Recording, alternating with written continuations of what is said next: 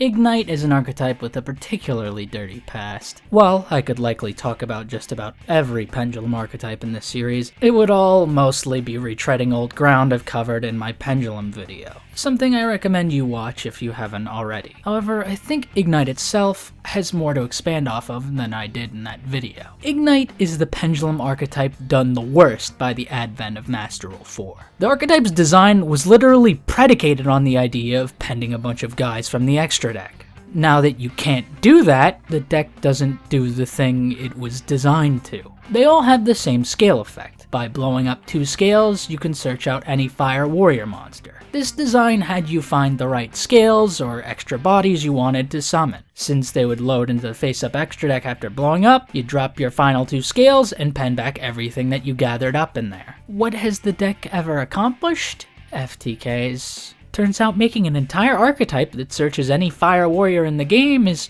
dangerous design. It's not like there's years of proven evidence that show generic searchers can be dangerous design. To make matters worse, they aren't once per turn. I assumed they were, since there's 8 of them. 8 per turn is still insane. But the fact that you don't even have to keep track of which effects you use means they're just outright stupid. The only downside to using them as an FTK engine is that you go -2 to perform the search. So it is at the very least easy to disrupt. But even if we're not looking at the deck's modern woes, there was still a great disservice in its heyday. Igknight is an archetype that consists primarily of normal monsters. If they were the first dedicated pendulum archetype released, there would have been a really good showcase of what the mechanic can do, but they were released relatively close to metal foes. Another pendulum archetype that revolved around blowing their cards up, featuring mostly normal monsters, of which are fire. Despite metal foes being the psychics, it's these fire warriors that have inflicted psychic damage to me. Metal foes have effect pendulums and a coherent control-oriented playstyle with their spells, traps, and fusions. Unlike metal foes, Igknight's effect monsters aren't pendulums. So they didn't even implement cards similar to Bismugear and Melcaster, cards that were extremely good for metal foes. And to add fuel to the fire, or rather none at all, because of Konami's evident disdain for Pendulum, neither Igknight or Metal Foes got anything during the Year of Fire. Gotta love celebrating 24... I'm becoming Bostonian. Gotta love celebrating 25 years of this game's history by neglecting 3 years of its history. Love that. This all paints the picture of Igknight being Pendulum's biggest loser, from the very beginning to even now. So, how do we even start to go about salvaging them from the depths of obscurity? Since there are only 15 cards in the archetype, and 8 of them I've already explained in a single paragraph, there's not a ton to go off of. Let's start with the effect monsters. Lancer blows up 3 Ignites to summon itself. It can bounce an Igknight monster you control to bottom an opponent's spell trap. Champion works the exact same way, but it bottoms a monster instead. The cost to pop 3 wasn't that awful. You'd scale 2 Ignites, normal a third, then pop all of them for the summon. It's just that summoning these stooges wasn't that profitable. Wait, is there summoning condition a Three Stooges reference? Probably not, but it's funny either way. It's just that summoning these idiots wasn't really that profitable. And now that you can't pen back all the cards you blew up for them, and they need 3 targets, using your normal, they went from bad but usable to straight up unplayable. Since they also require you to bounce an Igknight monster, their cost is far too costly in the context of their summon condition. Nothing is preventing you from pen summoning them, except... well, I suppose this might be where I bring up another design facet of the archetype. The pen scales cap out at 7. Both Lancer and Champion are 7 and 8, meaning you're required to summon them either by their own effect or tributing. I guess you could just play higher generic scales, but at that point you're not using those higher scales to summon garbage like Lancer and Champion. The only other effect monster in the archetype is the singular Draco Slayer Ignite card they got from the small support the lore received. Ignis Phoenix is simple, but an extremely good blueprint for what modern Ignites should do. If it's destroyed, it can summon a Draco Slayer or Ignite from deck, then treats the summoned card as a tuner. This is to set up Ignister Prominence, who Ignite can't actually make by themselves because none of them are tuners. which highlights a missed opportunity in their design. The archetype has 2 monsters for each level from 3 to 6. I don't know why they couldn't have just made one of each level a tuner, but I guess if you look back and consider every pendulum tuner printed in this era must be banished to the ether if it dare be used for a synchro after coming from the extra deck, maybe that's why. Phoenix's pendulum effect is very bad. It lets you shuffle back a pendulum in the extra to search a card, this card being a non-pendulum Igknight or Draco Slayer. There are 0 good searches. Lancer and Champion, who as we discussed are not good, and when it comes to Draco Slayer targets, there's 1, and it's not doing anything in Igknight. Designing a card with a non-pendulum search in an entire lore based around pendulums is a hell of a design choice. Sure, this can always be decent with the right cards made, but it's counterintuitive to a deck designed around pendulum. When it comes to spells and traps, there are only 3, 4 counting the field spell, that technically isn't in the archetype. For some reason, every field spell in this lore lineup is non-archetypal. Nice. Which is a real pain in the case of Igknight, as their field spell is actually good. By popping an Igknight card, you can search out another. This is pretty solid for the archetype. While the deck doesn't plus off of destruction, because of the master rule change, this is still fine, especially assuming future support takes that fact into account. It's just a shame that the field spell will need a card that specifically names it to search it. Now, you may be thinking, what are the cards you can search? And the answer is, there aren't any. Because all of the scales are designed to only search fire warriors, and they're all normal monsters, there's no spell trap searching for consistency. The field spell can search them, but as we just noted, it also isn't searchable. So you have to draw these cards, if not the field spell. Speaking of drawing, Igknight's first spell is Igknight Reload. This lets you shuffle back pendulums from the hand, then you draw cards equal to the number you put back plus 1. This lets you mulligan while remaining card neutral. Notably, it shuffles back any pendulum cards. So this was considered for generic play in pendulum, but it never really stuck. Reload also prevents you from doing any more drawing for the rest of the turn. This makes sense since they all do search for their scale effects to circumvent this restriction. But the deck's actual consistency, getting to its spells and traps, makes this clause more antagonistic to the archetype than it likely meant to be. Konami, do you really have to poorly design an archetype in order to convey that they're supposed to be inept? I think the fact they blow themselves up is all that you needed for emphasis. Of note though, it is a quick play, so you can use it on your opponent's turn and draw into hand traps potentially, assuming you have anything in hand to put back. Or you could dodge Mind Crush. The last spell in the lineup is insanely good. Igknight's Unite is a quick play that blows up an Igknight card to summon any Igknight from deck. This is how you summon Lancer and Champion. Yeah, no, the card isn't that good. At least not as the deck exists now. An archetypal E-Telly is extremely good, granted they ever get support to draw out its full potential. The first step, of course, is making a spell trap searcher for the archetype. Lastly, we have the singular continuous trap Igknight Burst. It's bad. Really bad. By blowing up 3 other Igknight cards, you can bounce 3 cards. It doesn't say up to, so it has to be exactly 3 cards. There are near 0 scenarios where 2 bodies on board don't manage to address this card or invalidate it entirely. And if your opponent can remove cards in response, there's the chance the card resolves without effect. And most importantly, this trap card can only be used during your main phase. Truly the pinnacle of card design. If this card was somehow usable going second, yeah, it might be okay if you could then also get 3 idiots on board and resolve it, but even if that scenario was plausible, it still wouldn't be ideal to minus that hard. The biggest problem with the archetype's design is pretty evident at this point. A lot of the cards were designed to be a steep minus because of how the mechanic used to work, but these weren't worth it even back then, so they sure as hell aren't worth a damn now. And while I can see the archetype as a whole adapting, this trap is entirely unusable. Ironically, this is the only Igknight card that gives card value from being popped, but the value it provides is far too little between that and its main effect.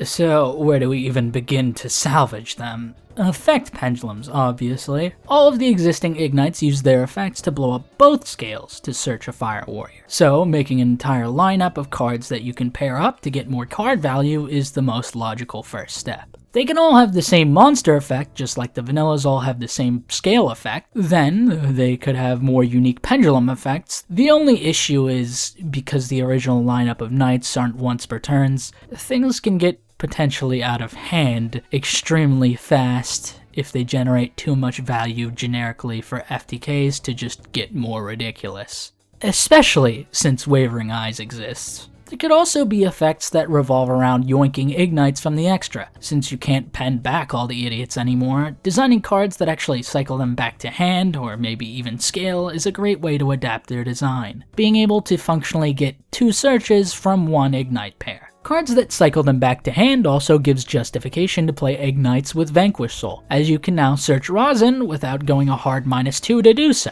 Plus, getting 2 fires back to hand means Xiaolong is live, and just think about it. Wavering Eyes could search out an Earth or a Dark. Don't even get me started on Snow Devil interacting with Igknights that actually have profitable effects if they blow up. Back on topic, it would be appealing to give Igknight a link like Magispector got with Orthrus Nue, functionally making them able to do what they used to. However, I think it'd be dull design to just make archetypal links that serve as apologies for Master Rule 4 onward. I'd want for them to find a more unique application for Igknight that gives them arrows and helps them beyond that. While Konami could just be insane and design an Igknight link that shuffles back 2 in extra as its summoning condition for free arrows, Igknights would just go in every single Pendulum deck going forward. If anything, they probably should be a deck with a link one that searches the field spell, because of the issue with the name, and to provide a free body to pop with that field spell. I'm not a fan of link ones, but if they exist to resolve issues like this, then it's fine.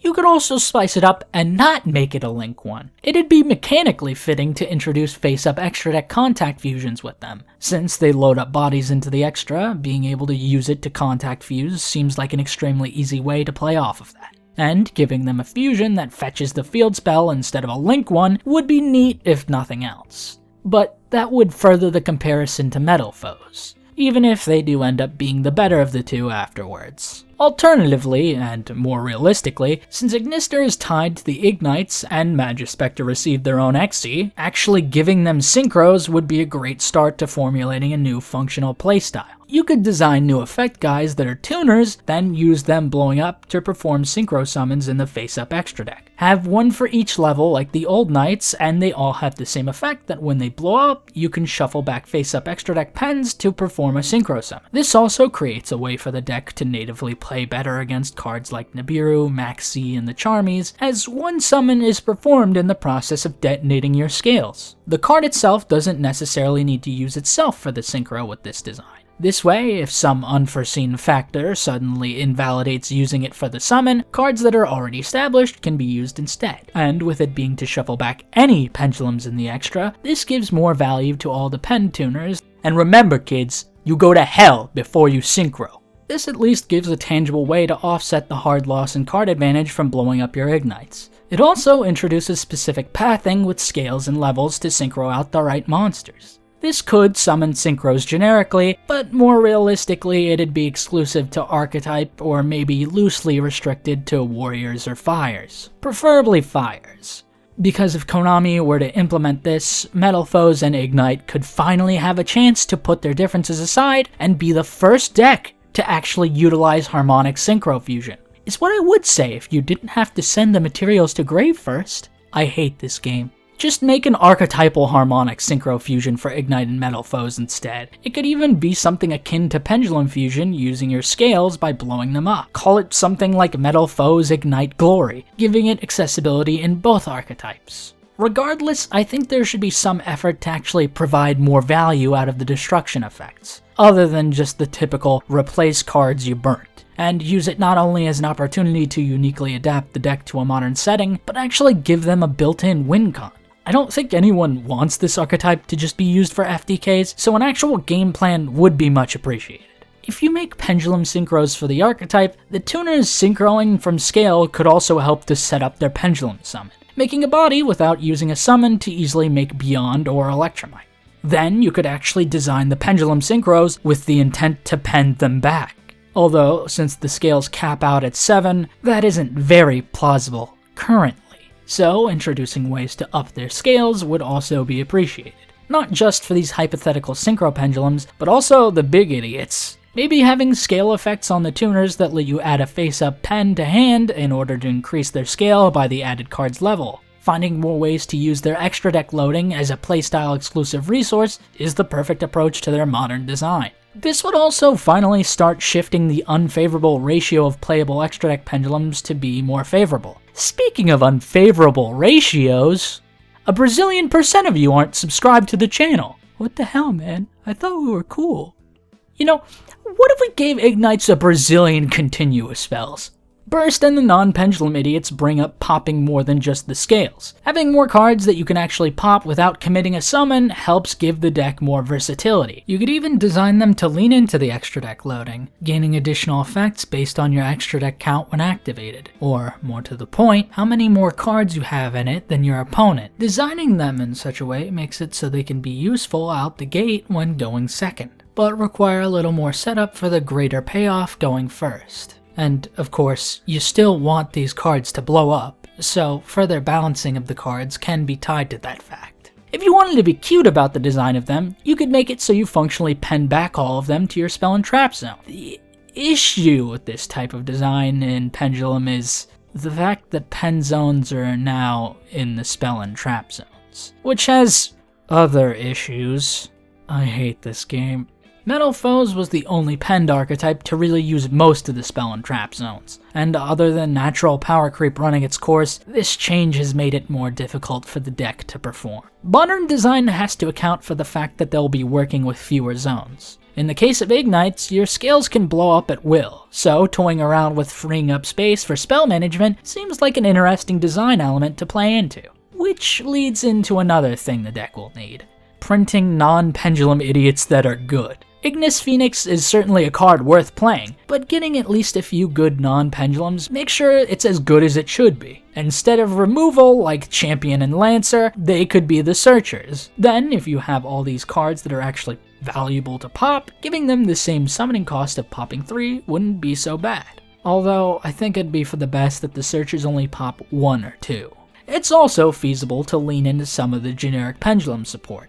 I wrote this in the script before looking at generic pendulum support. Pendulum Halt could go crazy in Igknights if it didn't have this line of text. It is for the rest of the turns, so you could use it later, and if the deck incorporates summoning from the deck like Ignis Phoenix, then it could still be worth playing. Pendulum Treasure can finally have a legitimate use in conjunction with the tuners, being a way to set up bodies for a synchro. And of course, there's always generic Fire Warrior support. That's all the generic pendulum support that can work with the deck. There's plenty of routes to take with Igknight. It just takes an actual effort. I hope with this video I've made it clear Konami doesn't have to revise the archetype as a whole, or even make a patch that restores them to function just as they did in Master Rule 3. They just have to actually give a damn about designing support for them that actually takes advantage of their design in more unique ways. We don't need to return to the past, we just have to stop fucking up the future.